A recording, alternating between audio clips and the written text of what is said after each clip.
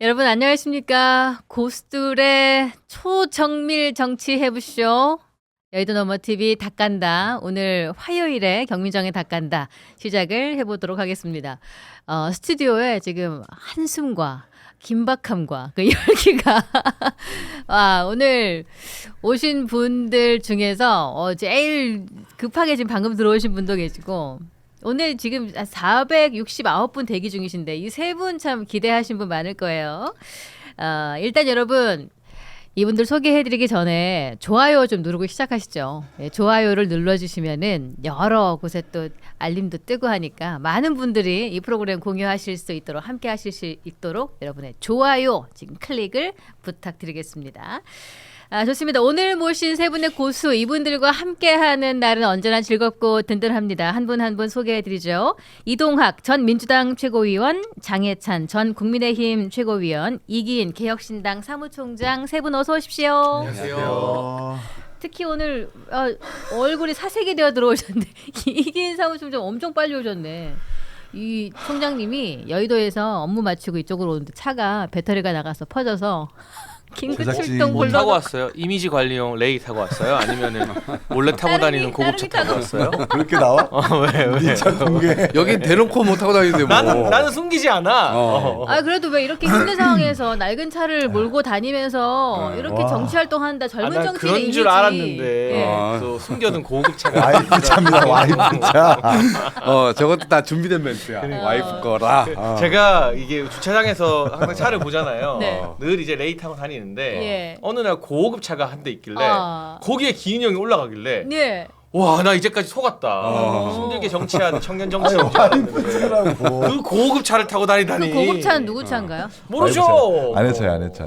와이프 아내 아내 되시는 소유의 분한테는 차. 고급차를 주고 본인은 레이 타고 다니면서 퍼질 둘다 때까지. 고급차를 탈 수는 없으니까.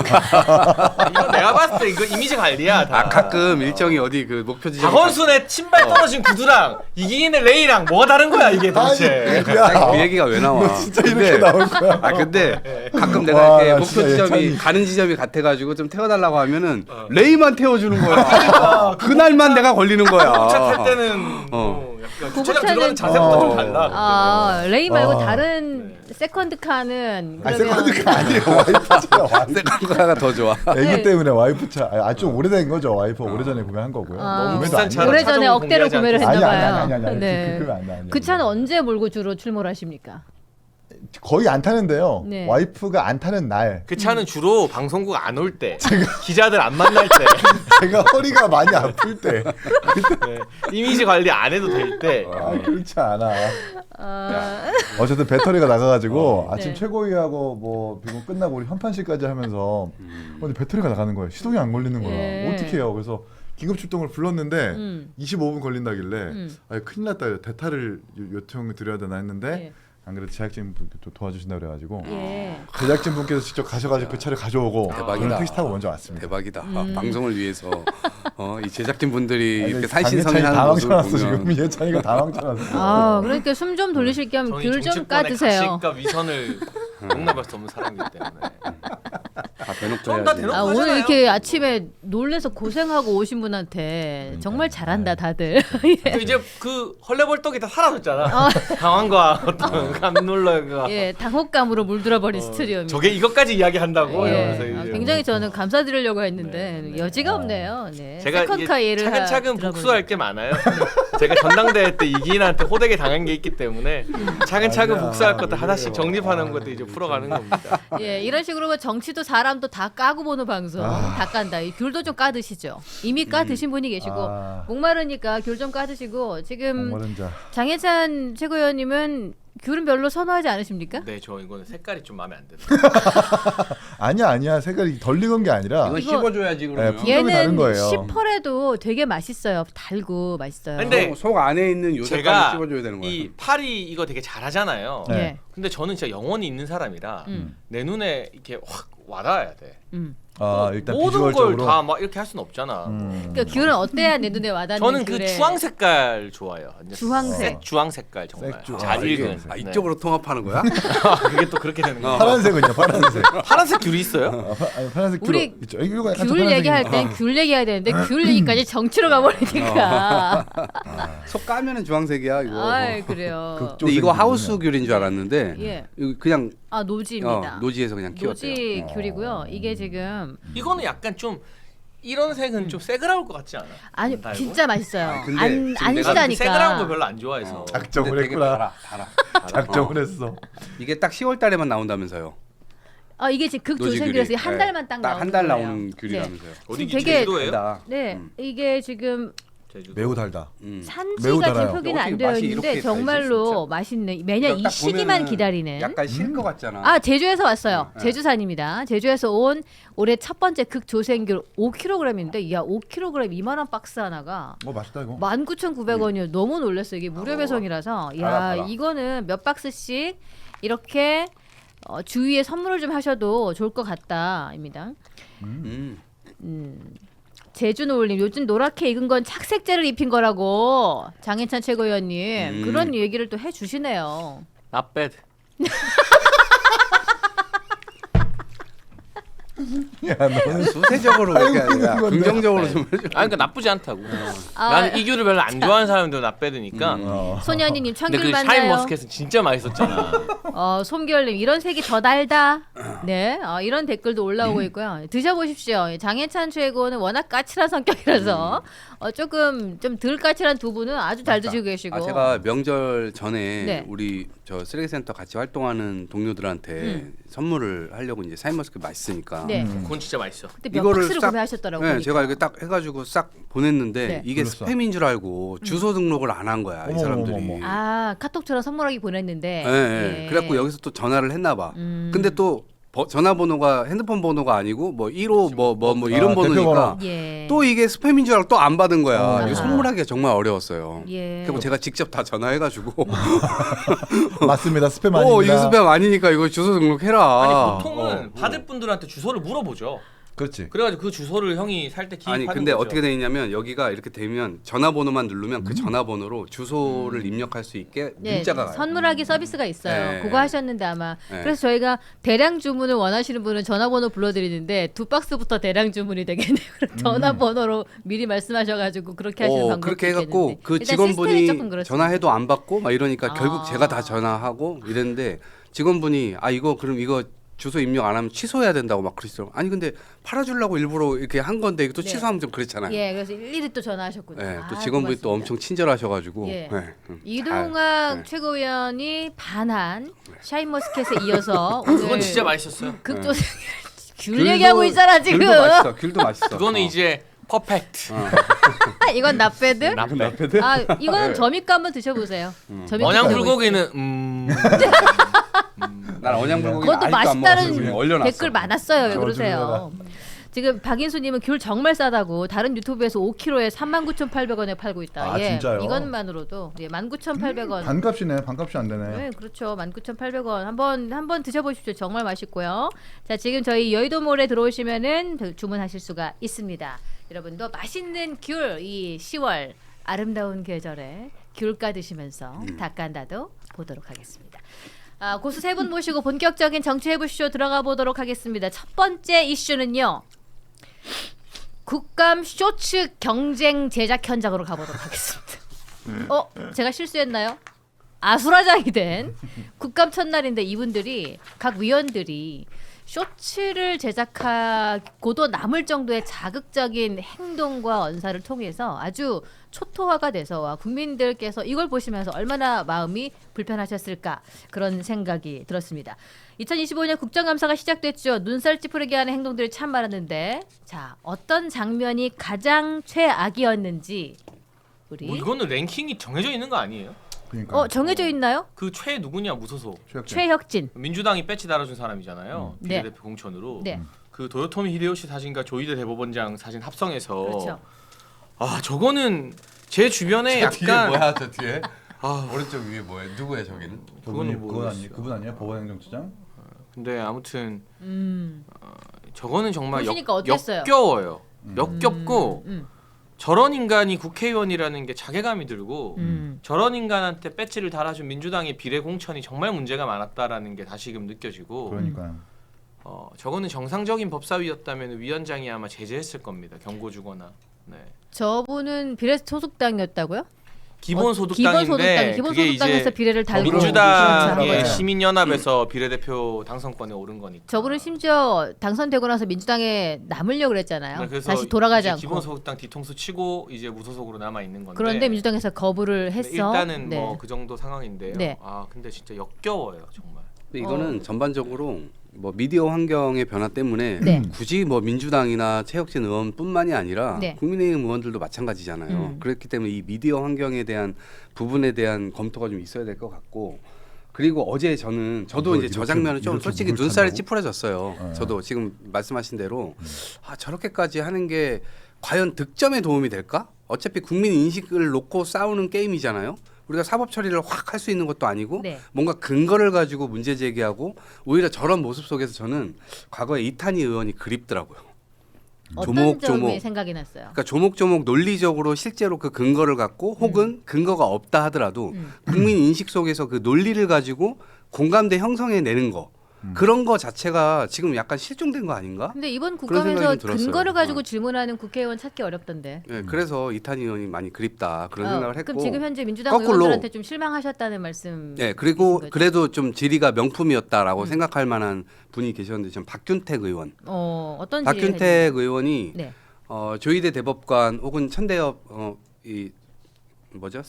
법원 행정처장. 법원 네. 행정처장에게 질의를 하는데 민주당이 이게 의도를 갖고 지금 사법부를 겁박하는 것이라고 생각을 하냐. 예. 이런 질의부터 시작을 해가지고 쭉 논리적으로 전개를 해나가는데 저는 그런 질의 소리 안 지르고 그러니까 오히려 그런 질의는 좀 들을만 하더라고요. 네, 그래서 거기에서도 답변도 자기들도 이게 머뭇머뭇 걸릴 수밖에 없게 네. 만들고 예. 그러니까 그런 모습을 통해서 약간 신뢰나 이런 것들을 민주당이 훨씬 더 쌓을 수 있었을 텐데 그런 것들에 대한 모습을 좀 약간 많이 볼 수 없어서 너무 아쉬웠다. 그러니까 이제 네. 최근에 한 근 5년에서 10년 사이에 국감이나 청문회 스타로 떠오른 분 중에 하나가 지금은 이제 원외인데 예. 김경진 의원이 있거든요. 예. 스카 그분이 그 최순실 국정농단 청문회에서 빵 떴어요. 스카. 근데 그 김경진 의원의 그 당시 떴던 질의를 보면 네. 막 성질내고 빠락빠락하지 맞아, 않아요. 맞아. 예. 되게 조곤조곤하게 논리적으로 질문을 빌드업해서 나온 사람을 꼼짝도 못하게 만들어 버리는 것 때문에 떴거든요. 예. 예. 그러니까 이제 과거 정석이네요. 노무현 전 대통령의 이 호통 때문에 오공청문회. 호통 치면은 뭐 뜬다라고 다들 착각을 하고 있는데 네. 또 그때와 지금은 많은 게 달라졌죠. 그러니까 권위주의 시대에는 네. 불의에 맞서서 호통 치는 게 국민들이 바라는 모습이었다면 지금은 국회의원들이 갑이잖아요. 예. 그럼 오히려 호통이 아니라 좀 젠틀한 품격 있는 모습으로 그 대신 실력으로 그 예. 김경진 의원이 그때 그랬던 것처럼 논리적 구조를 쌓아가면서 상대방을 옴짝달싹 못하게 네. 그러니까 뭐 말을 하고 약간 네. 빙빙 돌리던 사람이 딱 말문이 막혀서 어버버 하는 걸 끌어내야 이제 그게 박수 받고 기억에 남는 시대가 그게 됐는데 훌륭한 질문이죠. 아직도 국회의원들의 인식은 내가 한번 호통치고 버럭하면 그거 한 30초짜리 쇼츠 만들어서 네. 유튜브에 올리면 개딸들이 좋아요 많이 찍어주겠지. 네. 그 정도 인식에 머물러 있는 것 같아요. 총장님 보시기에는 어떤 부분이 그만 좀 먹어. 귤 닦았네. 저 앞에 있는 거를 귤이나 닦아. 깔아 이씨. 지금 저희가 한 6개 정도 이상 드린 것 같은데 두 맛있네요. 개밖에 남지 다 않은. 먹었어. 맛있습니다. 저 하나 모두 잘 줘, 먹어요. 하나 줘, 하나 줘, 던져줘요. 하나 줘, 귤 던져. 받아봐, 하나 줘, 받아. 야, 괜찮아, 내 마음이야. 진짜 하나, 던질 거야? 하나, 둘, 셋. 귤 던지고 막. 저는 마다하지 않아요. 귤 시구하고 막 포수하고. 이런 식으로 한 개 넘기나? 아 이게 원래 귤이 귤락이라고 해가지고 껍질이 많은 귤이 있는데 네. 귤락이 많이 없어요. 아. 먹기 참 좋습니다. 되게 얇아요. 그러니까. 얇고 네. 자꾸 해가지고 네. 먹기에 거리낌이 없어요. 우리 되게 잘 던지고 잘 받았다. 예, 분짜가면서 잘 방송하면서 먹었습니다. 귤 던지고. 제가 또 어릴 때 그 롯데 어린이 야구단 투수 출신이라 아 근데 약간 오른쪽 위로 올라간 것 같은데. 무상향했는데. 요거는 볼이었어. 아니 ABS 맞아. 아 그렇게? 아. 어쨌든 귤 감사하고요. 저는 어제 오히려 조희대 대법원장님이 좀 더 부각된 국감이 아니었나. 아, 오늘 되게 예. 발끈하지 않고 음. 최혁준 의원의 그 어이없는 질문에 네. 발끈해가지고 그런 사실 없습니다. 그건 말이 안 됩니다. 저를 모욕하지 마십시오라는 말들도 하실 수 있었는데 네. 그냥 묵묵부답 그냥 계속 지켜보는 그 모습들이 아마 국민들 보시기에는 조희대 대법원장이 잘 참고 잘 대응했다라고 평가받기 충분했다는 생각이 들고 어저께 여야 3명씩 그리고 무소속 1명 그렇게 질의를 하게 했거든요. 근데 대법원장은 어제 증인이 아니라 참고인이었었어요. 네. 참고인은 이석을 막을 권한이 없습니다. 국회에서. 근데 그 정말 뭐 신동욱 의원은 감금이라는 표현까지 했는데 이석을 막고 정말 증인을 대하듯이 쏘아붙이는 그 여야의 어떤 국회의원, 특히 여권의 국회의원들의 어떤 질의는 하등 평가할 게 없었다는 생각이 저는 들고 무엇보다 어쨌든 어제 이재명 대통령이 유죄취지 파기환송 받은 그 내용을 다루지 않았습니까? 근데 우리나라 헌법과 국회 증감법, 국회법에는 계속적인 재판에 대해서는 개입하거나 관여할 목적으로 국감을 행사할 수는 없어요. 근데 어저께 보면 전현희 의원도 그렇고 김용민 의원도 그렇고 그건 분명히 재판에 관여할 목적으로 한 질의가 맞습니다. 특히 전현희 의원 같은 경우에는 네. 1심에 대해서 피의 사실을 막 고지하고 공지하면서 이건 사실 무죄였어야 된다라는 말까지 서슴지 않았어요. 그거는 그냥 이 재판은 잘못됐다. 무죄는 그러니까 유죄는 무죄였었어야 된다라고 하는 내용을 지적한 거기 때문에 저는 고발돼도 충분하다는 생각이 전 들고 김용민 의원 같은 경우에도 어떤 얘기를 하냐면 의사진행 발언에서 우리는 내용에 대해서 이야기하는 것이 아니다. 사실은 유죄 취지 파기환송은 기속력을 갖기 때문에 판결이 끝난 거다라고까지 네. 얘기를 해요. 그러면 이재명 대통령은 사실상 유죄라고 인정을 하는 거거든요. 그런 점도 웃긴 건데 어쨌든 고등법원과 재상고를 통해 가지고 대법원에서 다시 한번 심리해야 되는 그런 과정을 남겨두고 있음에도 불구하고 재판 내용이 아니라고 하면서 재판 내용을 얘기하는 그런 우픈 총극이 어저께 계속 벌어졌다는 점에 대해서 상당한 유감을 표명하고 싶습니다. 그리고 저는 천대엽 행정처장도 좀 다시 보였어요. 네. 이 사람이 김명수 전 대법원장이 추천해서 네. 문재인 전 대통령이 임명한 인사거든요. 그러니까 명확한 진보 성향 판사입니다. 그러니까 추천과 임명 모두 문재인 정부에서 이루어졌어요. 예.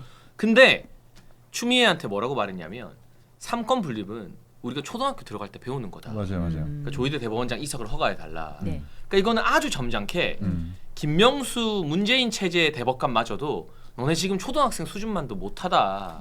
이 말을 돌려 한 거거든요. 그러니까 저는 어제 조희대 대법원장과 천대엽 행정처장이 모욕당하는 모습을 보면서 정치 성향을 떠나서 아주 골수의 개딸 판사들 빼고는 많은 법관들이 자존심에 상처를 입고 부글부글 끓었을 거라고 봐요. 근데 보수가 사법 리스크에서 어려워진 이유가 뭐냐. 네. 한동훈이가 네. 양승태 대법원장을 40개 넘게 기소했는데 다 무죄가 나오고 판사들은 막 수백 명을 불러가지고 조사하고 구속영장 치고 하면서 모멸감을 느낀 사람들이 많아가지고 네. 한동훈이 가발 털끝자락만 봐도 그 판사들이 부들부들 떨어가지고 이제 이 원래 보수적이었던 법관 사회가 보수 진영과 멀어지게 된 거거든요. 예. 그래서 우리가 그게 진짜 큰 리스크야 정말. 예. 근데 어제 추미애, 서영교, 뭐 최혁진이 그 상처보다 더 큰 법관들의 어떤 자존심과 엘리트 의식의 모욕과 생채기를 냈기 때문에 또 이제 법관 사회의 분위기가 아 이거 민주당이 하자는 대로 끌려가면 안 되겠다. 좀 그런 어떤 보이지 않는 기저효과를 낳은 측면도 있다고 봐요. 근데 뭐 기존에 상처가 됐던 흐름은 있었겠지만은 끝에 뭐 한동훈 전 대표가 선택했던 뭐 탄핵에 동의하고 이런 것들은 또 옳은 행보는 있었잖아요. 국민을 아니요 한동훈이 네. 했던 일 중에 옳은 일은 단 하나도 없습니다. 네. 한동훈의 존재 자체에 대한 예. 의문을 품고 있는 사람이기 가발 때문에. 끝도 묻기 근데, 싫은 그런 상황이고. 저는 뭐 민주당을 일방적으로 뭐 매도하는 것에 대해서 동의할 수가 없고 네. 그 중에서는 어쨌든 필요한 부분에 대한 질의는 분명히 있었거든요. 그러니까 절차적인 문제에 대해서 지금 국민이 신뢰를 할 수 없다는 거예요. 그리고 대법원장 역시도 모두 발언에서 본인이 국민의 눈높이에 맞지 않았고 이 국민 불신이 초래되고 있다는 지점에 대해서 본인 스스로도 얘기를 했어요. 네. 그렇기 때문에 그것은 어느 정도 대법관들도 다 느끼고 있는 바일 테고 예. 이걸 어떻게 바로 세울 수 있지? 이런 것에 대한 생각은 당연히 있을 거라고 봅니다. 그리고 어쨌든 절차적인 문제에 있어서 3월 28일 날 사건이 뭐 이게 접수가 됐다고 하는데 접수가 공식적인 기록으로는 4월 22일이잖아요. 근데 3월 28일부터 또 검토를 했다고 거기에 이렇게 손글씨로 이렇게 위에 검토 기록 있습니다. 이렇게 또 써 있어요. 공식 문서에. 예. 그게 이상한 거예요. 그리고 검찰에서 항소를 했던 게 4월 10일입니다. 근데 항소 이유서가 4월 10일 날 작성이 됐는데 3월 28일부터 전원 합의체로 어떻게 회부될지 알고 검토를 시작했다는 거죠. 그러니까 이게 앞뒤가 지금 다 안 맞게 지금 돌아가고 있어서 이 과정에서 절차적 과정에서의 불신 이 부분을 지금 대법원이 제대로 해소를 못 하고 있습니다. 3월 28일 날 이제 2심에서 끝난 거를 상고심으로 올리면서 접수가 되는 거고 거기서 사건 기록이 사건 번호가 부여가 됩니다. 그때부터 공식적으로 상고심에 올라온 모든 사건들은 사건 검토가 가능한 거예요. 예. 그래서 뭐 상고 이유서는 당연히 그 이후에 제출되는 것이기 때문에 상고 이유서 내지는 항소 이유서와 별개로 2심에서 적용됐었던 법리의 오인이 있는지는 사건 번호 부여되고 사건 기록 접수됐을 때부터 검토가 가능한 거기 때문에 앞뒤가 맞지 않는 것은 아니다. 4월 10날인가 상고 이유서 접수되고 한 4일 뒤인가 항소 이유서 접수되고 5월 1일 날 이제 선고되는 거잖아요. 네. 그럼 한 36일 정도 걸린 겁니다. 5주 정도 걸린 거예요. 지금 서영교 의원과 여건이 얘기하는 것처럼 이틀 만에 내지는 9일 만에 내린 판결은 정확하게 아니다. 그렇게 사실이 아닌 것으로 호도하면 안 된다는 말씀을 팩트 체크를 하고 싶어요. 이번에 이제 대법원 가게 되면 예. 그러면 적어도 3월 28일 날 로그 기록 요거는 낼 수 있을 것 같아요. 대법원에서 내야만 전산 기록을 살펴본다는 입장이 있어요. 네, 그래서 이거를 내면 기록이래. 지금 말씀하신 대로 이게 약간 그렇게 되긴 그리고 절차적으로 아까 제가 말씀드린 대로 상고 이유서도 보지 않고 검토를 했다는 지점 그런 건 당연히 비판받아 마땅하고 최근 5년간 지금 말씀하신 35일 미만의 네. 대법 심리 사건 중에 1,822건이 되더라고요. 근데 거기에서 파기환송된 건 유일하게 이재명 건 하나예요. 그러니까 왜 이렇게 이례적으로 윤석열은 체포적부심에서 풀어주는 70년 동안 누구에게도 적용되지 않았던 법리를 적용해가지고 풀어주는 예외적 조치를 취했고 왜 이재명 건에 대해서는 누구에게도 또 적용되지 않는 이거를 적용했는가 이게 너무나 극명하게 대비가 돼요. 그러니까 이제 불신이 그거예요. 초래되는 것 같아요. 이례적인 빠른 판결을 지적하기 이전에 이례적으로 1심에서 징역형 나오고 2심에서 무죄 받고 공직선거법을 위반하는 대통령 후보가 없었습니다. 지금까지 역대적으로. 이례적인 후보가 이례적인 공직선거법 위반 혐의를 들고 후보 출마를 했기 때문에 이례적인 판결은 당연히 따를 수밖에 없다. 그리고 만약에 정말 대선 이후에 판결을 했다면 또 논란은 없었을 것인가? 그건 또 아니거든요. 그리고 조희대 대법원이 혼자만 결정한 것이 아닙니다. 14명의 대법관이 전원합의체에 회부할 건지 14명의 어떤 집단 지성을 인해서 전원합의체 판결이 이루어진 것이기 때문에 법관들의 이 심증이 형성된 과정 자체를 뜯어보거나 이렇게 해석하거나 외부 국회에서 들여다보기 시작하면은 법관들은 위축되거나 기피될 수밖에 없어요. 그러니까 지금 그 전원 합의체 판결 내린 대법관 중에 2명은 명백한 진보 성향으로 분류가 돼요. 근데 이게 정말 조희대 대법원장이 무리하거나 다 동의 안 했는데 억지로 전합을 열어서 판결을 내린 거면 그 2명의 양심 선언이 지금쯤 나왔을 겁니다. 그리고 이 진보 좌파의 어떤 여러 가지 법조 카르텔이 또 있어요. 네. 거기 또 이 문재인 정부 때 고위직들은 다 LKB랑 로펌 가 있고 막 대법관 출신도 많고 네.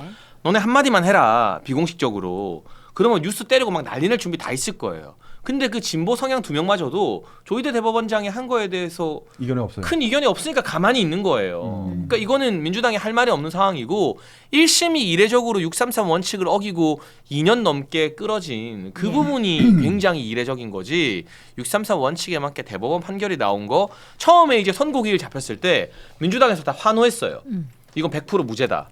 네. 그리고 박범계 의원 이런 사람들이 이거 이틀이면 다 본다. 막 그런 말씀을 방송에서 하셨어요. 네. 그러면 만약 그 사람들이 환호했던 대로 무죄였으면 빨리 나오는 거에 대해서 아무도 문제 제기 안 했던 거잖아요. 그렇죠. 근데 막상 뚜껑 열어보니까 유죄니까 뒤늦게 절차를 문제 삼는 거예요. 만약 절차가 문제였으면 선고기일 잡혔을 때 기일 잡힌 걸 가지고 문제를 잡았어야죠. 그때는 축제 분위기였어요. 다 무죄다, 100% 무죄라는 내가 정보 얻었다. 뭐 박지원 의원도 그런 말했고 이재명 대통령도 그런 말했고. 이동학 최고 이 부분에 대해서 민주당에서는 늘 또 뭐 이거는 절차에 문제가 있다 그 말로만 되풀이가 되는데 이 부분에 대해서 네. 만약에 무죄였어도 이런 식으로 문제 제기를 했을 거냐? 그건 또 아니지 않나요? 예측이? 당연히 아니죠. 왜 그러냐면 당연히 아닌가요? 문영배 헌법재판관 소장이 네. 소장이었나? 여튼 그 주심 재판관이었잖아요. 근데 계속 차일피일 뒤로 미룬다는 느낌이 있어가지고 엄청난 항의를 하고 헌법재판소에다가 몰려가가지고 막 얘기도 하고 했었잖아요. 근데 그때 다 판결을 내리고 난 다음에 최근에 네. 인터뷰하는 걸 보니 왜 그렇게 늦게 했냐라고 하니까 법도 국민을 설득하는 게임이다. 국민을 설득하기 위해서 이거를 졸속으로 심사했다라는 느낌을 주게 되면 당연히 이것을 존중하지 않는 국민들이 늘어날 것이고 그러면 그 법 판결에 대한 훼손일 뿐만 아니라 헌법재판소도 훼손이 일어나게 된다. 이 논리를 가지고 얘기를 하셨어요. 그럼 무죄가 저는 당연했기 때문에 무죄의 판결이 고법에서 나왔는데 네. 대법에서 이 판결을 뒤집을 때는 사람들을 설득시키기 위한 심사숙고했다는 느낌이라도 줘야 돼요. 그런데 7만 쪽을 이틀 만에 이걸 심리를 했다. 그러면 이거는 저는 그 과정에 있어서의 당연히 신뢰가 붕괴될 수밖에 없다. 근데 그 법무부 장관 하신 박범계 의원께서 또 판사 출신이잖아요. 일주일이면 수십만 쪽 본대요. 박범계 의원이 그렇게 말씀하셨다니까요. 그리고 근데 그것과는 별개로 결과가 나올 때는 아무 말 안 했다가 마음에 안 드는 결과 나오니까 이게 돼라고 하는 거는 이게 절차적으로 오히려 정당성이 없죠. 근데 보통 판사가 그 어떤 사건에 대해서 처음부터 끝까지 몇만 쪽의 분량을 혼자 그걸 다 소화하나요? 그 소화 같이 해주는 아니, 대법에는 대법 연구관들이 따로 그리고 있습니다. 연구관들이 또 네. 올라오는 보고서를 바탕으로 해서 본인이 판단하고 점차 올라오는 거잖아요. 그리고 여기서 대법원 가본 사람 없죠? 가봤어? 난 놀러는 가봤지. 가봤어? 전 지금 제 재판이 대법원에 계류 중입니다. 네, 2심 무죄 받은 대법원 게. 전문가. 그 예. 대법원에 이제 검찰이 항소하고 저희도 이제 그 거기에 대한 서면 반박 논리를 쓰면 네. 이제까지의 재판 기록 말고 음. 핵심 쟁점을 다룬 상고 이유서라는 게 있습니다. 그거는 한 몇십 페이지 분량이에요. 근데 사실은 그 상고 이유서를 보면 모든 쟁점이 다 나와 있어요. 거기서 사실 여부를 좀 더 디테일하게 확인할 때 그 이전까지의 재판 기록이나 증거 기록을 추가 알파적으로 보게 되는 거고 그건 기본적으로 연구관들이 검토하는 거기 때문에 박범계 의원이 일주일에 수십만 쪽 다 가능하다는 건 그 수십만 쪽을 물리적으로 보는 게 아니라 네. 상고 이유서와 상고 이유에 대한 반박 서면을 보고 나서 풀리지 않는 쟁점 같은 경우를 추가 알파로 본다는 거거든요. 그런 어떤 시스템이 갖춰져 있어서 이게 정말 문제가 되는 거라면 일선 판사들과 네. 특히 제가 강조하고 싶은 건 대법관 중에 명확한 진보 좌파 성향인 대법관들이 왜 입 다물고 가만히 있겠느냐. 이거 불가능하다고 하지. 아니, 근데 판결을 어제 14명의 대법관 전원이 그런 말 했다는 거잖아요. 지연된 정의는 정의가 아니다. 그 이제 문재인 정부 때 임명됐었던 법관 2명도 동의했었던 그 말이라는 거예요. 결국 1심 재판이 2년 6개월, 그러니까 이례적으로 엄청나게 길게 끌어졌습니다. 그 과정에서는 다양한 증인들을 불러서 들어보는 과정도 겪어봤겠지만 네. 이재명 대표의 지연 전술도 분명히 있었단 말이에요. 그 법관들이 여야 성향 할 것 없이 정치 성향 할 것 없이 이거는 잘못된 거다. 지연된 정의를 바로 잡아야 된다는 목적으로 2심 무죄 나고 대법원에서 이렇게 판결을 한 겁니다. 그럼 우리 사회는 그걸 받아들여야 되는 거예요. 이렇게 저렇게 뭐 뜯어보고 1심이 원래 뭐 유죄인데 무죄여야 된다라고 하면서 네. 재판 내용을 이렇게 막 흔든다라는 것은 정확한 상권 분립의 나라의 어떤 헌법 근간을 흔드는 거죠. 예, 일단은 어제 국감 첫날에 제가 국민께서 눈살을 찌푸리게 하는 그 아수라장을 보면서 좀 성숙된 정치인으로서의 모습을 보여줄 수 없는가. 참 아쉬운 마음이 들었고요. 이런 생각이 들긴 했습니다. 추미애 법사위원장이 최혁진 의원의 그 조요토미 히데요시 합성사진 그 피켓을 보고 서로 요새 쇼츠 경쟁 하다 보니까 저 아이템 괜찮네라고 생각을 했을 수도 있을 것 같아서. 아니 그렇지 않은 것 같아요. 약간 그럼 아닌가요? 네. 놀랬나요? 아니, 현장에서 약간 제지하는 듯한 그렇습니까? 발언을 했거든요. 법사위가 네. 요새 서로 튀기 경쟁하는 것 같아서 제발 이런 생각을 할 수도 있다는 거예요. 그러니까 조금 더 성숙된 모습으로 제대로 된 국감을 해 주시길 바랍니다. 앞으로 또 여러 날 남아 있죠. 그래서 박균택 의원 질의는 한번 검색하셔가지고 보실만합니다. 네. 그래서 잘 된 거 하나는 추천해 주는 거예요. 차분하게 잘 하시더라고요. 네. 예, 좋습니다.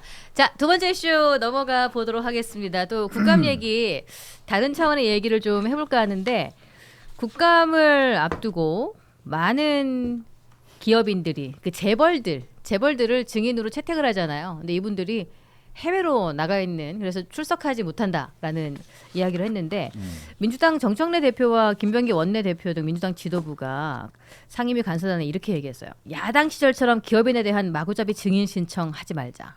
이런 메시지 전달했다고 하는데 사실은 뭐 증인 신청을 해서 의견을 제대로 듣고 또 국민의 입장을 대변하고 이것들이 정치인의 목적인데 뭐 야당이었다고 우리는 그렇게 했으니까 지금 여당이니까 그렇게 하지 말자. 이거 약간 논리에 안 맞아서 이게 혹시 예를 들어서 재벌 총수에 제대로 된 답변이 필요하다면 이분들이 국회의 증인으로 와야 되는 이 강제성을 좀 높이는 일도 좀 일어나야 되지 않을까. 이 부분은 좀 어떻게 보시는지. 근데 솔직히 말하면요. 그러니까 저는 국감을 많이 보잖아요. 일 때문에 생중계도 보고. 그러니까 정말 정책적으로 문제가 있고 질의를 할 거면 그 CEO 불러서 이야기하는 게 더 나아요. 그리고 CEO들이 훨씬 더 많이 알고 있어요.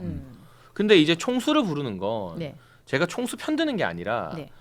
이게 언론 보도가 많이 되거든요. 오너가 와야. 누가 왔다 이런 거. 그리고 보여주는 그 사람 거. 혼내고 호통치면서 예. 국회의원들이 어떻게 보면 기업과의 관계에 있어서 본인들의 몸값을 높이는 것도 있고 네. 기사 많이 나게 하는 용도도 있고 그러니까 사실 정말 면밀한 정책 국감이 되려면 극소수의 경우 예를 들면 오너 일가가 어떤 사업 투자 관련해서 횡령 배임 혐의가 있다던가 네. 뭐 도덕적 해이가 발생했다던가 이런 게 아니라 음. 경영상의 문제로 지적할 일이 있을 때는 예. 요즘은 대부분 CEO 체제입니다. 그렇죠. CEO 불러서 하는 게 훨씬 더 수준 높고 정책 질의가 가능한데 이제 그렇게 하면 기사가 별로 안 나니까 유명한 사람 불러서 한탕 하려는 국회 문제도 있다고 봐요. 저는 냉정하게. 제가 그러니까 이거를 정무위 같은 경우에는 최태원 SK그룹 회장을 소환했고 행안위는 정의선 현대차 그룹 회장을 소환했고 산자위는 정용진 신세계그룹 회장을 소환했고 법사위는 이부진 부사장을 소환하려다가 실패했어. 이번에 신라 호텔 단체 이게 시진핑 관련해서 단체 예약 취소권을 두고 실패해서 박상우 호텔 신라 운영 총괄 부사장을 증인으로 채택을 했는데 근데 이게 최태원 회장 같은 경우에는 APEC 정상회의 행사 참석하는 당일에도 출석요구를 받아서 좀 난감한 상황이라고 해요. 근데 이게 뭐가 맞는 건지 방금 말씀하신 대로 총수는 전체적인 흐름을 관리하는 사람이고 CEO의 답변이 훨씬 더 효율적이라 그러면은 어떻게 우리 국회에서 너무 보여주기식으로 하는 것은 근데 아닌가. 약간 이게 한국적 기업의 어떤 형태를 반영하는 게 아닐까 싶어요. 그러니까 CEO가 나와도 대부분 바지 사장으로 인식을 하잖아요. 그러니까 오너가 실체적인 권한을 가지고 있고 뒤에서 그 자신의 어떤 영향력을 극대화해가지고 사실상의 결정권을 갖고 있는 사람인데 네. 국회에서 그냥 바지 사장 불러다가 이렇게 푹푹 찌르면은 뭐 찔러도 들어가지도 않을 테고 찔러다 한다 하더라도 그 그림자를 그냥 상대로 하는 것이어서 그런 문제가 있고 좀 약간 요번에 특이하게 본 건 쿠팡의 경우는 네. 여야 관계없이 합의가 돼가지고 불렀는데 이분 미국에 계시다고 네, 그렇죠. 지금 못 나오신다고 예. 예, 야당 의원들도 붕괴하고 있고 여당 의원들도 같이 붕괴를 하고 있더라고요. 예. 그래서 이 부분 이런 문제에 있어서 아까 사회자께서 말씀하신 대로 네. 강행 규정을 어떻게 만들지? 실제로 그러니까 실체적으로 뭔가 누구 망신 주기 위해서 부르는 그런 국회의 권한으로 행사되는 것이 아니고 실제적인 문제가 있을 때 예를 들면 저는 롯데카드나 네. 이번에 굉장히 개인정보 막 유출되고 KT, SK 뭐 이런데 그 뭐 침 유출되고 이래가지고 실제로 굉장히 국민적인 뭐 피해가 있었잖아요. 그러니까 그런 부분들에 대해서는 저는 국감에서 충분히 따져묻고 그 부분에 대해서 재발 방지라든가 아니면은 소비자에 대한 보상 어떻게 할 것인지 이런 것을 분명히 따져 물을 수 있고 그 필요성이 있을 때는 그런 분들이 정확하게 나와가지고 책임 있는 답변을 해줘야 되는데 그런 건 다 비껴가고 다른 사람들이 나와가지고 이런 얘기를 하면 그게 이제 책임 있는 자세로 이제 비춰지기가 어렵죠. 저도 장 최고 말에 동감도 하고 네. 이동학 최고의 말도 동감을 하는데 결국 이제 국회가 어떤 국회인가에 따라서 부르는 것에 대한 정당성을 확보할 것인가인 것 같아요. 국회가 좀 합리적으로 또 국민들의 눈높이에 맞는 질의를 한다면 기업들이 나와서 답변해야지라고 아마도 많은 국민들의 지지를 받을 텐데 지금 국회가 지지를 받지 못하다 보니까 기업을 부르느냐 마느냐에 대해서도 일단 국회부터 비판하고 의심하는 그런 문화가 있다라는 것을 인정해야 될 것 같고 지금 문제가 되는 건 사실 쿠팡이잖아요. 예. 지금 우리 여러분도 아마 그 겪어보셨겠지만 우리가 인터넷 검색하다가 갑자기 쿠팡 사이트로 들어가는 경우들이 있었을 거예요. 그걸 납치 광고라고 하거든요. 아 그거 진짜 극혐이야 극혐 정말. 네, 그러니까 아. 내가 자주 들어가요. 하루에 내가 몇십 보고자 번 하는 들어가지고. 어떤 인터넷 홈페이지를 보다가 갑자기 쿠팡 그 뭐 최저가 구매 맞아요. 사이트로 들어가 버리는 그걸 납치 광고라고 하는데 지금 쿠팡 CEO는 쿠팡 회장은 쿠팡 제휴 파트너스 12개 업체들을 고소하겠다라고 했어요. 그러니까 본인들도 네. 원하지 않는 거예요. 그러면 국민들이 그렇게 불편함을 겪었다면 책임 있는 사람이 나와가지고 이런 법적 조치를 할 것이고 국민들께 죄송합니다라는 그런 입장을 밝혀줘야지 맞는 거고 그런 걸 하라고 국회가 있는 거거든요. 그래서 너무 과도하게 부르는 것도 문제가 있지만 결국 여야가 부르는 증인들에 대해서는 나와주는 게 맞는데 이렇게 기업이 회피하고 안 나간다. 그리고 해외 출장을 이유로 출석을 거부한다라고 하는 것은 한 목소리로 비판해야 되는 것이 맞아요. 근데 네. 최태원 회장 같은 경우에는 에이펙 정상회담은 참석을 좀 해줘야 되는 거 아닌가요? 그럼요. 그거는 좀 네. 제가 볼 때는 어떤 경로와 어떤 과정을 거치면서 그렇게 중복돼서 출석 부르고 에이펙도 같이 일정을 고려하지 못한 건지는 모르겠습니다만 예. 이좀 세심하지 못했던 것 같아요. 어쨌든 참작은 기업들이 되지 않을까? 그러니까 대미 투자의 선봉장에 섰던 설 사람들도 우리 기업 CEO들일 텐데 예. 그것도 억울할 텐데 에이펙과 같이 일정 중복으로 겹쳐가지고 뭐 국감도 해라, 에이펙도 참석해라라고 하면 내가 기업 CEO나 총수라면 되게 난감할 것 같거든요. 이런 것들을 좀 여야가 세심하게 조절해가지고 불러야 되겠다는 생각도 들고요. 그러니까 이게 들리는 얘기로는 이렇게 불러놓고 사전에 와서 의원실 찾아가서 우리가 요 일정 때문에 못 나올 상황이 생길 수 있습니다. 의원이 이렇게 상의하러 오면은 그때 지역구 현안 얘기를 한대요. 그렇게도 하죠. 네. 그래서 지역 민원 얘기를 넌지시 꺼내가지고 그거를 해결하는 용도로 이렇게 쓰려고 하는 것도 있다는 측면이 있고 그리고 이렇게 유명 인사를 초대함으로써 증인으로 채택함으로써 우리 위원회의 위상이 이 정도다 되는 거를 나타내 보려고 하는 것도 있고 그 장면이 생각나네요. 지난 뉴진스 한의 과방위 국감이었나요?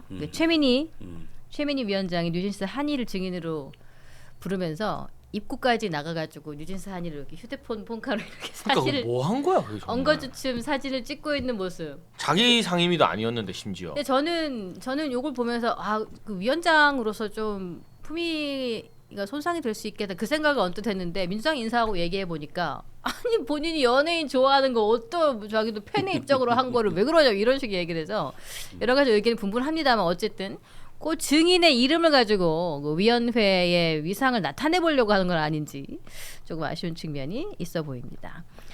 자 이제 다음 이슈로 한번 넘어가 보도록 할게요. 슈퍼챗 들어온 거 잠깐 소개할까요? 성남총각님 10,000원 후원해 주시면서 이번 추석 밥상머리에서 한동훈 전 대표 이야기했더니 친척들 간에 대통합이 이루어졌습니다. 한동훈 전 대표 헤어스타일만큼 눈부신 명절이었습니다. 한동훈 전 대표에 대해서 팬심이 있거나 혹은 아니거나 이번에 서영교 의원도 헤어스타일 좀 앞에 좀 이렇게 보강하신 것 같던데? 보강한 거 어떻게 보강을 저 했나요? 그런 거 좀 예민한데 예. 예민하시고. 네, 어저께 그 질의하는 거 보니까 네. 앞머리가 생겼습니다.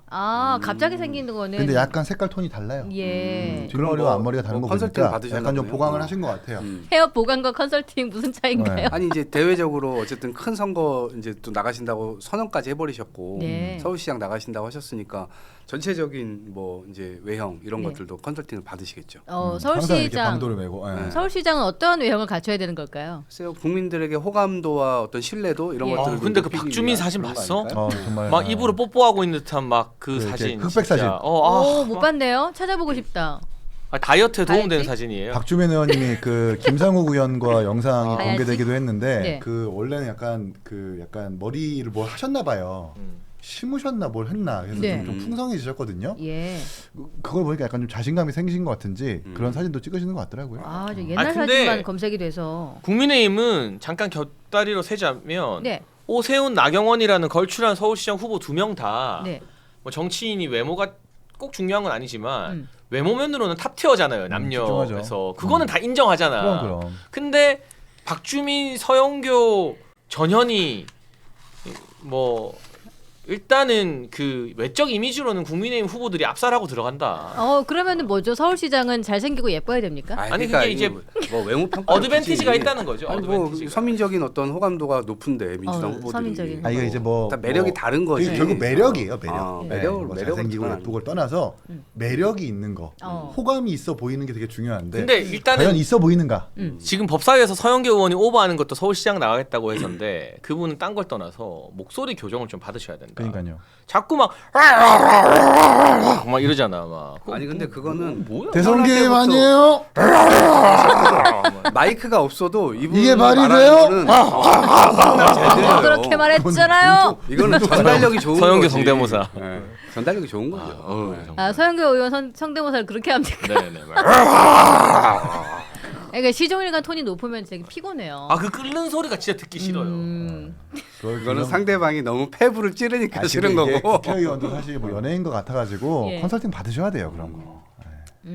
외모나 아무튼 뭐 정책뿐만이 아니고 보여지는 이미지가 능력은 있으니까. 기본이고, 그럼요. 이미지를 만들 메커니즘이 필요가 비슷하죠. 있다. 보기도 아니 뭐 이런 표현은 좀 그렇구나. 아, 예, 어쨌든 간에. 해봐, 계속 해봐. 보이는 게 좋은 거니까. 아니 하려던 말 해봐. 아니. 나락으로 보내줄게. 하려던 말 해봐. 아니. 오늘 해봐. 끝까지 오늘 해봐. 한동훈 뭐 있었던 것 같은데. 이게 뭔가 보이는 게 중요하니까 이미지 관리 중요합니다.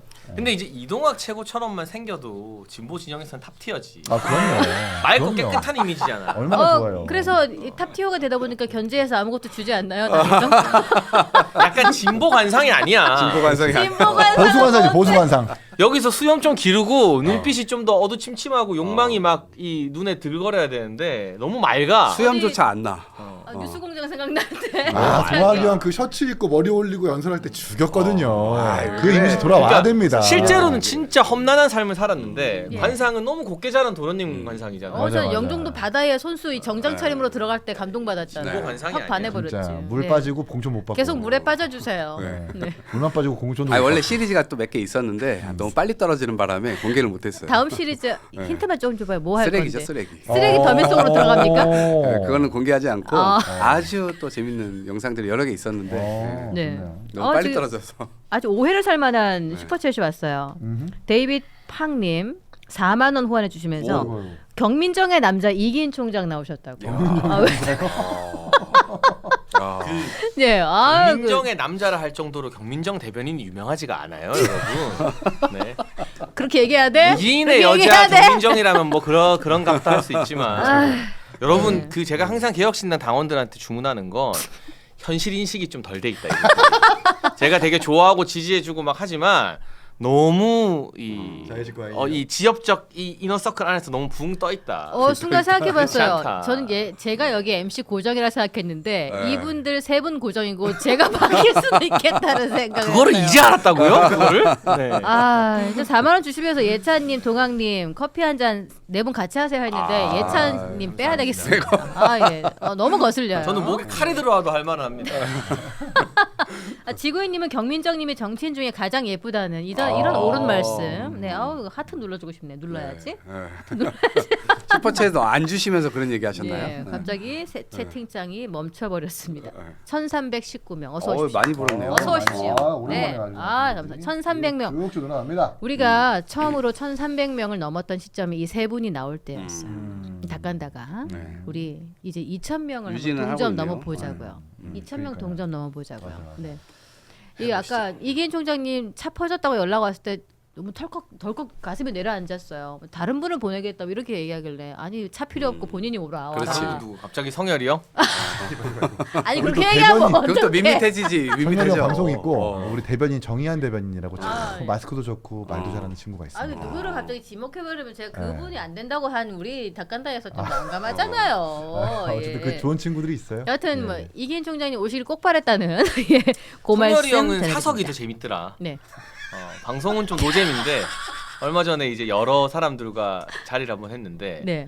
거기 이제 누구냐 TV조선 멤버들이랑 예. 하는 자리에 이제 성열이 형도 오고 했는데 예. 사석이 훨씬 재밌더라고. 그럼 그분은 정규 방송 말고 준비하네. 요런 예 어떻게 유튜브 방송은 방송 그렇게 노잼이지? 사석은 참 재밌어. 요새 재밌어서 많이 나가요 왜 그러세요? 아니, 잘하는데 사석이 재밌더라고요. 생각보다 되게 네. 재밌는 형님이더라고요. 요거 잘라서 잘해요. 김성열 수석 재밌는 최고에게 분입니다. 전달해 주십시오. 노잼 강태호가 제일 재밌지. 노잼 형님. 저는 사석은 다 비방이기 때문에 장희찬 최고가 앉은 자리에서 은근히 사람을 까버리네요. 방송이나 사석이나 똑같은 사람은 이동학 쇼고. 네. 맞아요. 항상 노잼이. 노잼이라. 재밌지. 항상 나도 원래 노잼이라. 재밌는 캐릭터였는데. 네. 근데 이런 스타일이 방송에서 많이 불러요. 사고 안 치고 노잼이지만 일관된 목소리와 내용으로 네. 방송하시는. 사고를 좀 쳐주길 바라는데 뭔가 사고 어떻게 치지? 질문에도 항상 똑같은 정해진 저는 말씀을 탈선을 주로 한 하시죠. 적이 없어요. 당에서 가장 안정적으로 생각하는 아마 선이 스피커라고 없어가지고. 생각하죠. 전문 용어로 깍두기라고 하죠. 큰 메인 반찬은 못 되는데. 네, 이동학 없으면 최고 좀 심심하고 탈선하지 않고 열심히 하고 있습니다. 깍두기가 예. 맛있어 봐야 깍두기고 맛 없으면 야 귤이나 까라. 귤이나 까. 이거 우리 다 설렁탕에 까먹었다 말아먹는 우리. 정도. 한번 보여주시겠어요? 이기인 총장 지금 귤을 다 다 까드셨습니다. 저는 맛이 없으면 네. 안 먹습니다. 여기는 지금 하나 남겨놓고 있습니다. 하나는 휴대폰을 공구는 데 쓰고 하나는 남겨놓고 저런 용도도 가능하네요. 네, 그렇죠. 네, 휴대폰 네. 거치대로도 사용 거치대로. 가능하다는 거. 네. 이렇게 높이가 정확해요. 이렇게 사용 가능합니다. 이렇게 쌓아놓고 휴대폰을 놔두면 아주 보기가 좋네, 좋네. 좋다는 거. 예, 19,800원이죠? 19,900원이네요. 무료 배송으로 극조생귤 5kg 많이 이용해 주시기를 부탁드리겠습니다. 토토톡스님 슈퍼챗으로 이기인님 아직도 스파크 끌고 다니세요? 기인님 새 차에 보탭니다라고 보내주셨는데 아닙니다. 고급차 끌고 다닙니다. 고급차. 네. 럭셔리 브랜드. 네. 네, 그거는 그냥 보여주기 용도였다고. 네, 젊은 정치 이미지는 링카님도 어제까지였다고. 이기인 총장님 오늘도 화이팅하세요. 네. 큰 슈퍼챗 보내주시네요. 이긴 총장, 예, 그렇죠. 5만 원 슈퍼챗 감사합니다. 자, 이제 다음 이슈를 한번 건드려 보도록 하겠습니다. 네. 근데 대통령의 권한이 어디까지인지 좀 헷갈려요.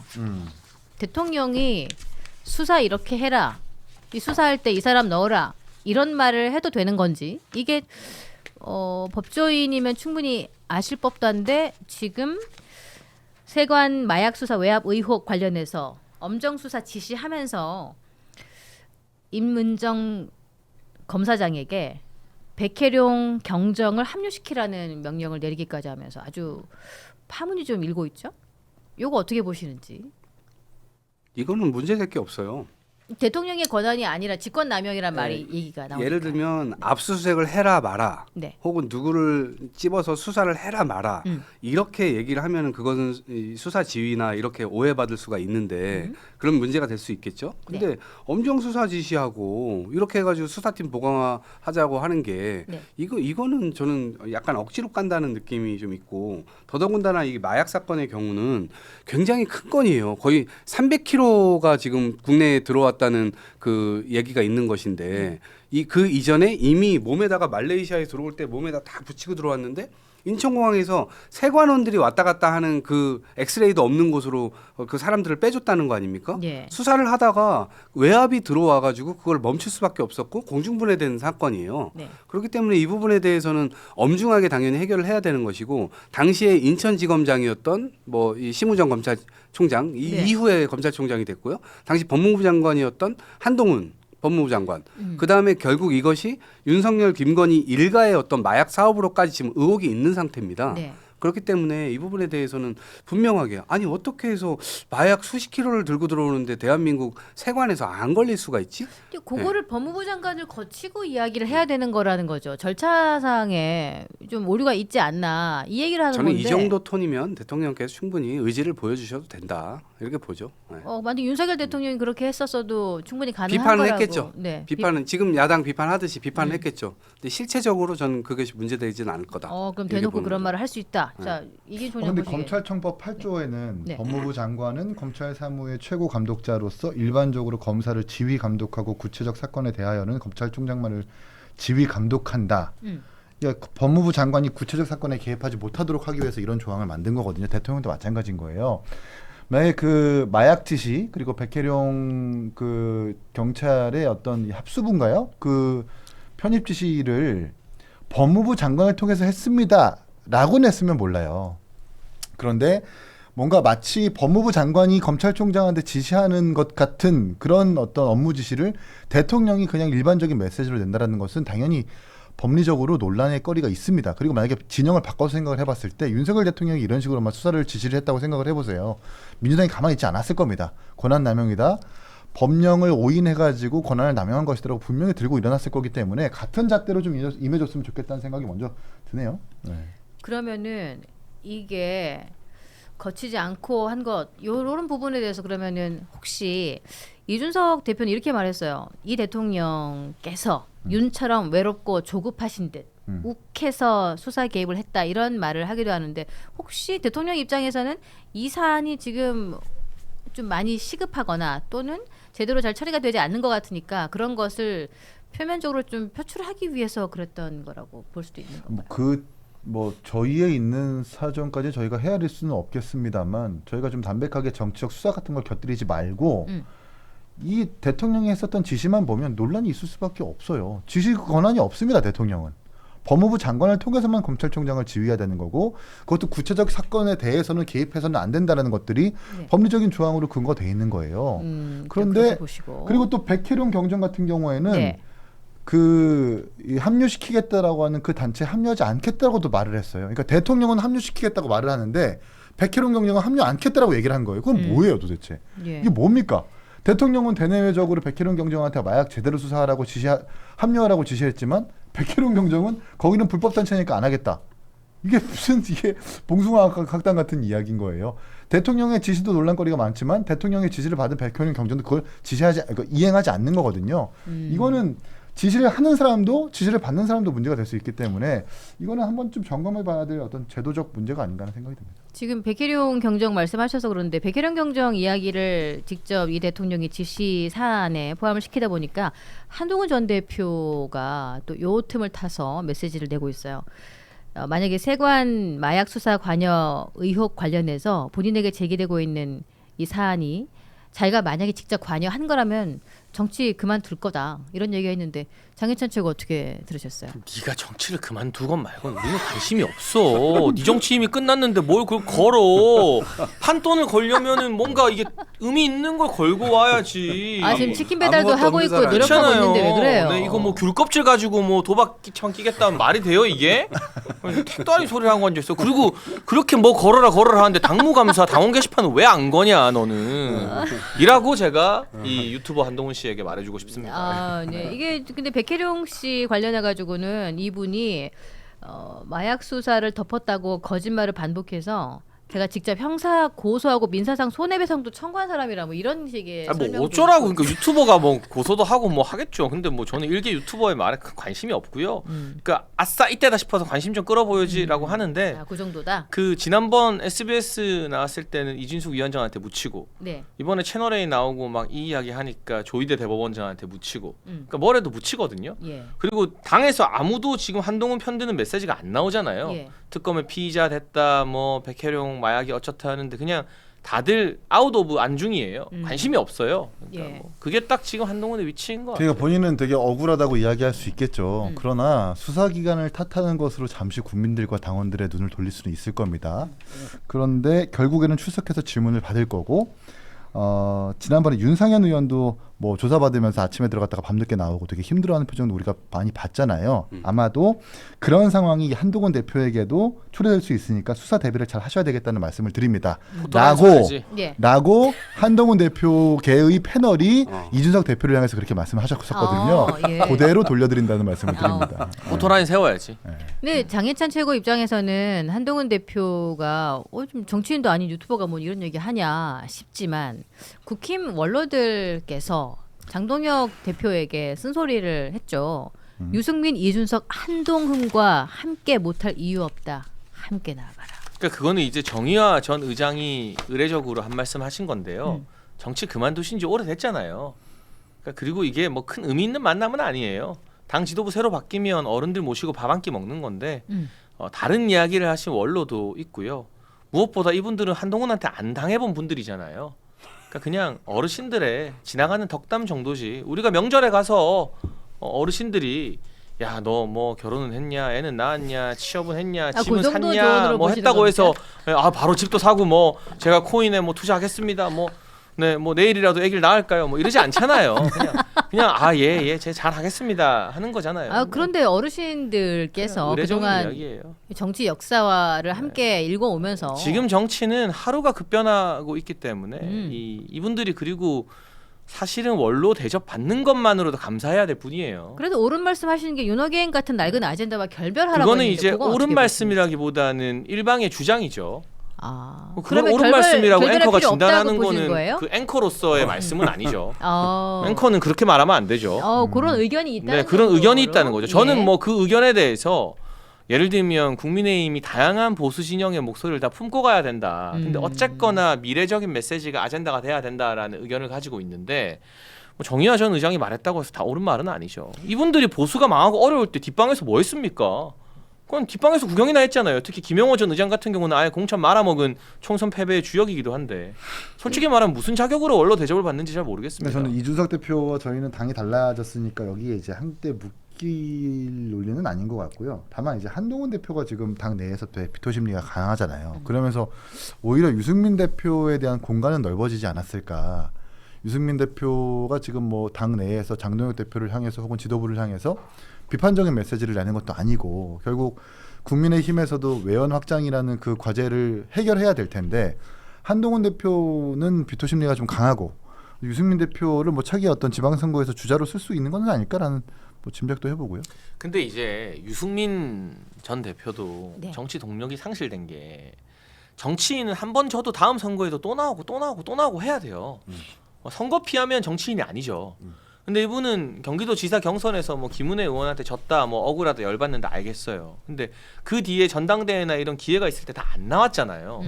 그러면 유승민 전 의원이 이제까지 보여줬던 성향상 경기도지사에 자기 레드카펫 깔아주고 꽃가마 태워주는 거 아니면은 나와서 또 경선할 생각은 안 할 거란 말이에요. 근데 어떻게 유승민 전 의원한테 레드카펫을 깔아줍니까? 그러니까 정치인은 어려운 선거든 뭐 쉬운 선거든 간에 나와서 자기가 뚫어야 되는 거예요. 그러니까 이거는 당 지도부에서 뭐 유승민 전 의원을 품고 말고 자시고 할 문제가 아니라 제가 봤을 때 유승민 전 의원은 이제 더 이상 현역 정치인이 아니게 된 지 오래됐습니다. 그러니까 이 노선에 대한 비판이 아니라 선거를 겁내고 선거에 안 뛰어들고 뒤에서 평론만 하는 사람은 현역이 아니에요.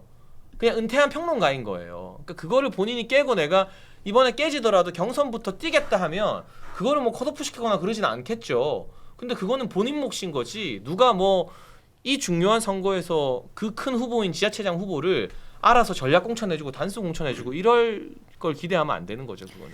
그래요. 이거는 장해찬 최고 입장인 거고 이동학 최고 저도 들으시기엔 혹시 유승민, 이준석, 한동훈이라는 그 사람들이 그 대표들이 또는 전 대표가 가지고 있는 생각과 아젠다를 국힘이 공유할 수 있다면 민주당에 혹시 위협이 되나요? 그러니까 저는 윤어게인으로 가면 안 된다라고 하는 조언은 새겨들을 만할 것 같고 네. 그래야만 국민의 활로가 열릴 수 있을 것 같고 그다음에 한동훈이나 뭐 유승민 이런 사람들과 모두가 이준석까지 다 품어가지고 함께 해야 된다라고 하는 것은 그거는 약간 진단이 잘못됐다. 왜냐하면 증오와 적개심이 민주당과 국민의힘 사이보다 더 멀어 보이거든요. 제가 볼 때도.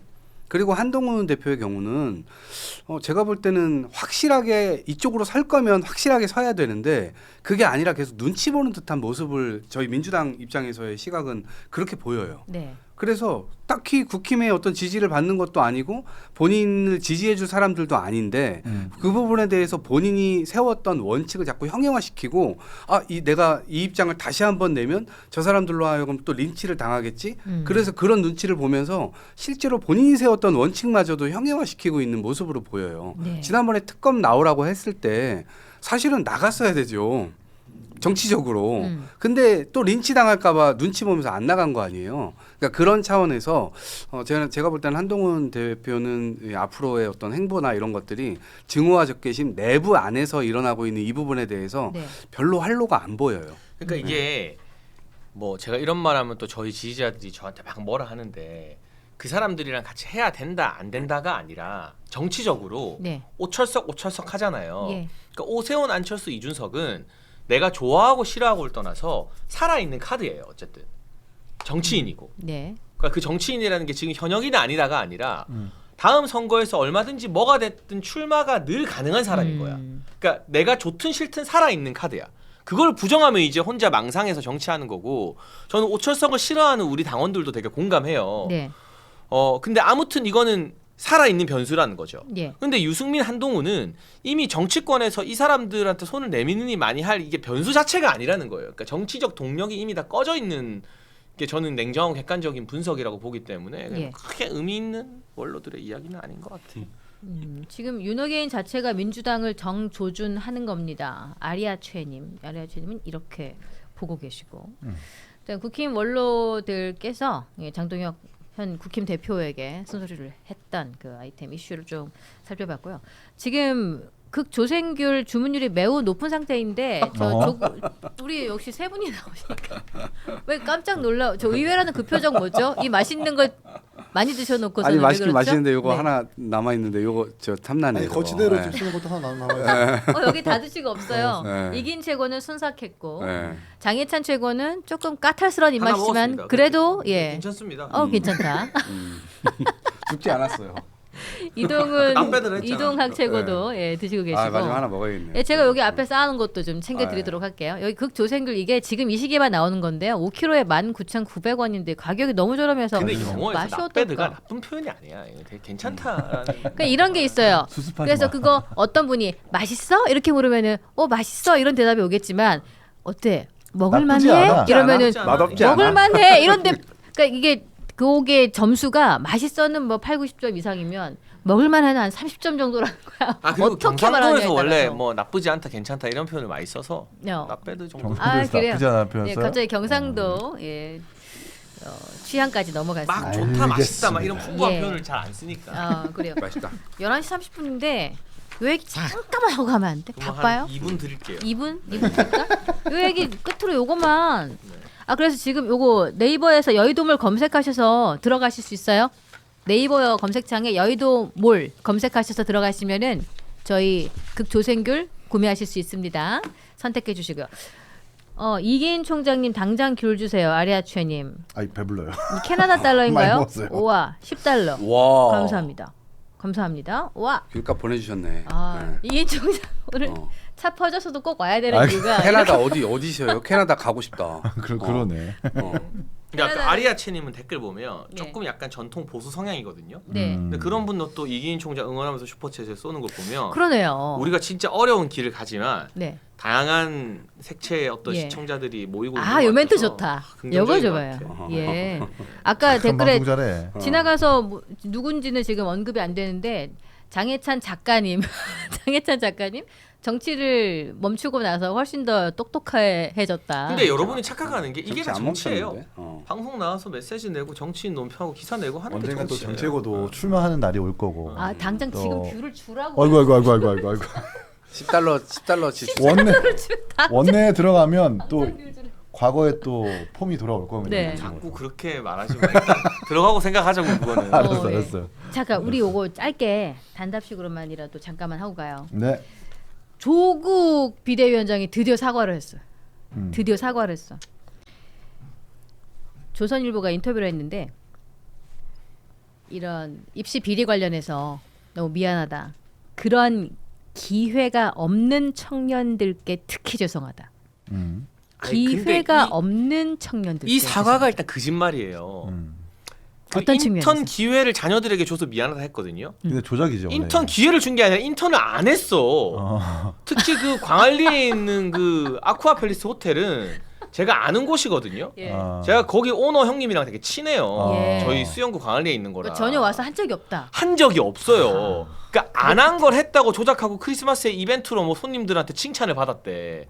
소설 쓴 거야 진짜. 예. 그러니까 인턴 기회를 준 게 아니라고. 어. 최강욱 로펌에서도 인턴 기회를 준 게 아니라 인턴을 안 했어. 맞아요. 그러니까 안 한 게 팩트고 조작이 팩트인데 얘는 아직까지도 얘는 내가 안 한 걸 조작한 게 아니라 남들 못하는 기회를 줘서 미안하다 정도로 거짓말하고 있는 거예요. 그러니까 이게 사과가 아니에요. 거짓말인 거지. 그럼 그 부분은 거짓말을 분명히 짚고 넘어가야 돼요. 그러면은 정식 사과라면 거짓말해서 미안하다 이런 얘기를 해야 되는 건가요? 잘못된 그렇죠. 행동이었다. 내가 이거 조작하고 위조해서 미안하다가 돼야죠. 어떻게 보세요? 이게 그러니까 좀 사과도 진짜. 거짓말인 건 뭐 거짓말로 사과하는 건 늘 조국 대표한테 있는 일이니까 되게 새삼스러운데요.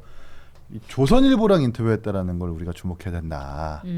지방선거를 앞두고 사실상 보수 매체라고 불리우는 조선일보와 인터뷰했다라는 것은 내년 지방선거를 앞두고 나의 메시지가 보수 지지층한테도 소구가 되겠지. 소구를 해야지라고 하는 정치적 의무감에 따라서 조선일보와 이렇게 인터뷰를 한 것 같은데 근데 본인은 맞다라고 사과를 했지만 그 사과가 사실 지금 거짓말이라는 거잖아요. 저도 그것에 공감하고 오히려 조선일보를 선택함으로써 보수 지지층한테 그 외연이 넓어지는 것이 아니라 보수 지지층한테 더 뭔가 역풍을 맞거나 더 비판을 받을 수 있는 지점만 스스로 만든 거다. 좀 이렇게 평가를 합니다. 그러면은 뭐 이동학 최고 들으시기에는 그래도 이렇게라도 사과하니까 좀 나을까? 저는 기존에도 원래 사과를 했었는데 그 네. 사과가 다른 어떤 논쟁이나 논란에 묻혔던 경향들이 컸었고 그러니까 사과를 했어도 사과를 안 한 것으로 이제 대중들이 받아들였던 것 같고 그런 차원에서 지금 정확하게 아마 찝어가지고 태도 전환의 어떤 태도 모습을 딱 보여줌으로 인해서 뭔가 변했다라는 느낌은 확실히 주는 것 같습니다.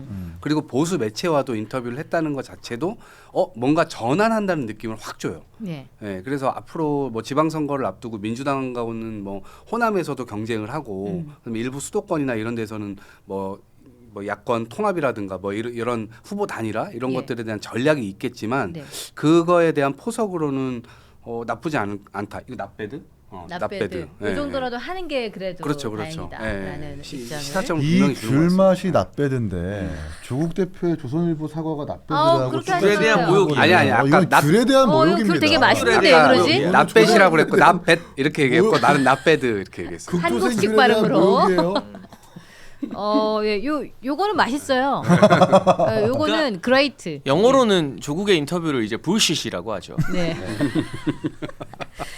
그래서 Bullshit. 예를 들어서 장해찬 최고 하신 말씀으로는 조국 비대위원장의 자녀가 인턴을 하지 않았음에도 했다. 하기 그거는 때문에 이미 거짓말. 재판문에 다 기재된 거예요. 그러니까요. 법원에서 확정된 그래서 거라서. 뭐 제대로 된 사과하려면 거짓말을 네. 해서 미안하다라는 네. 이야기가 먼저 선행돼야 그럼요. 된다는 그런 맞아요. 이야기이신데 일단 그거를 뭐 팩트 체크를 좀 해봐야 된다 그러면 어쨌든 요거 인터뷰 내용으로만 봤을 때는 이게 너무 아팠어요. 그런 기회가 없는 청년들께 특히 죄송하다. 요게 문장의 단어를 조금 바꿔야 돼요.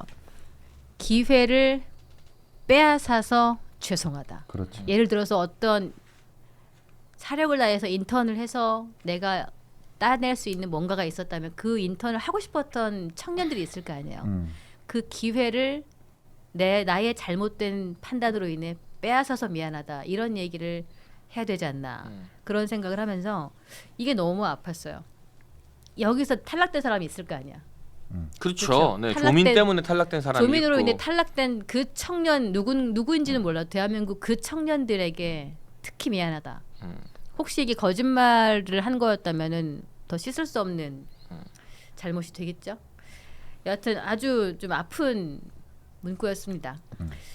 사과를 하려면 제대로 했으면 좋겠고요. 정치가 좀 솔직했으면 좋겠습니다. 아닌 건 아니라고 말하고 좋다. 맞는 것은 맞다고 얘기하고 나아갈 방향을 이야기할 수 있는 정치 이것만 그런- 준비해 오는 것 같은데? 그런 걸 봤습니다. 이 클로징 멘트만 준비해 오는 것 같은데? 그쵸? 아니야 조생규 관련해서도 많이 준비해. 조생규를 마셨습니다. 그러니까 광고랑 이거 극조생귤 클로징만 맛있어. 준비해 오네. 중간에 진행은 잘 모르겠는데 자기 원샷 아니. 클로징만 준비해 오네. 뭐좀 칭찬해 주려면 칭찬해 주던지. 그러니까 말하면 클로징 까지. 잘했다고. 클로징 그래요? 준비를 잘하셨다고. 예, 좋습니다. 오늘 준비한 클로징은 여기까지입니다. 여러분 화요일에 저도 참 기쁜 마음으로 오는데 오늘 여러 가지 어려운 여건에도 불구하고 와주신 세 분께 감사드려요. 여러분 네이버에서 여의도몰 검색하셔서 극조생귤 많이 사서 건강하게 맛있는 과일 많이 드시고요. 저희는 또 뵙죠. 여러분 고맙습니다. 감사합니다. 감사합니다. 감사합니다.